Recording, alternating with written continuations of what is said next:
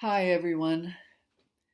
Fern suggested that I should do a face to face talk with you, and I resisted it because I'm a little embarrassed. I haven't been to the hairdresser, and my hair is so long, and ugh.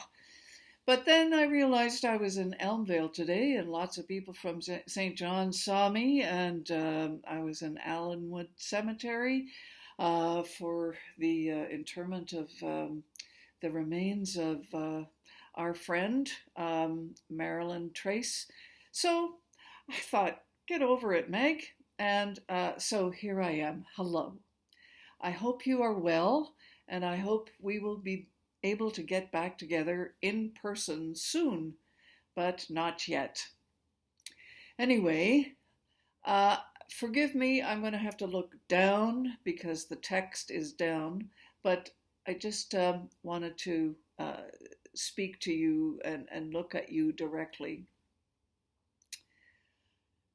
And Carrie, thank you very much for that wonderful reading. You obviously know the story well. You've most probably told it in Sunday school a number of times. And you read it with great emphasis and expression. You know, throughout Genesis, we hear stories that are at the heart of what it means to be in relationship with the living God. You know, this God is no ordinary God, certainly not a God that follows the rules of men. This God chooses to work through the younger sibling rather than the older one, through cheats and tricksters rather than through the faithful, steady ones, through older women who, by any ordinary standards, were well past the age of childbearing. This story of Joseph falls right into this amazing pattern. I hope you all listened and watched during the family story time about the story of Joseph. I'm calling it family story time rather than children's time sometimes because they are stories for the whole family to hear. Joseph was a Hebrew boy who became a slave in Egypt and then became the master of Egypt. It's one of those stories in the first book of the Bible called Genesis that is foundational for our faith, and it would have been foundational for Jesus. Now, I'd love to say more about Genesis, but for now I have one single message about the story of Joseph, and it concerns those first verses of chapter 45. It says, "Then Joseph could no longer control himself, and he asked everyone to leave, all of the Egyptians to leave. Send everyone away." So no one stayed with him, and then, after that, Joseph made himself known to his brothers. And as he did, he wept so loudly that the Egyptians heard it, and the household of Pharaoh heard it. You see, it seems that during this time, this up and down time that Joseph has been through of, being in charge of a household and then being sent to prison and then being brought up towards Pharaoh and then being put in charge of the whole country of Egypt and then having so much power,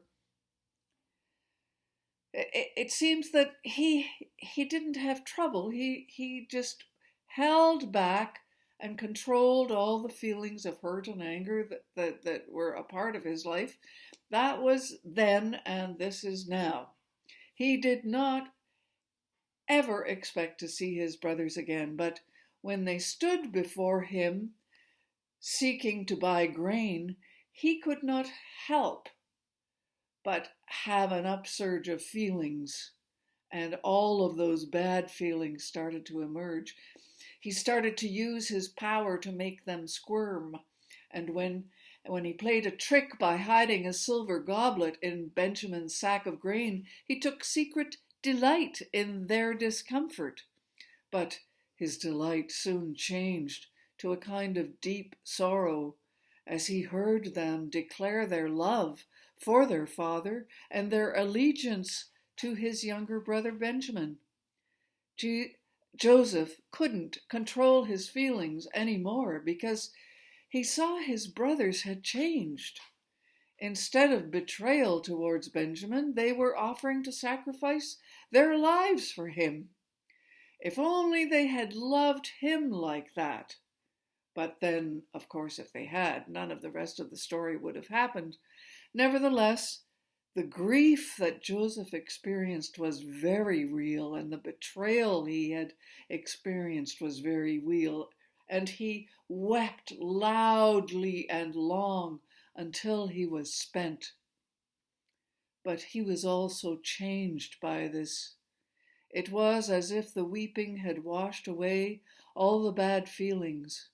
Now he was able to reveal himself to his brothers, forgive them, and even arrange with them to bring his father back to Egypt. After all, there were 5 more years of famine. Joseph wanted his father and his brothers close by. There is so much more to this story, but much for us to wrestle with and learn from. But for now, let's just bask in that one message that we see Joseph experiencing healing through being able to forgive.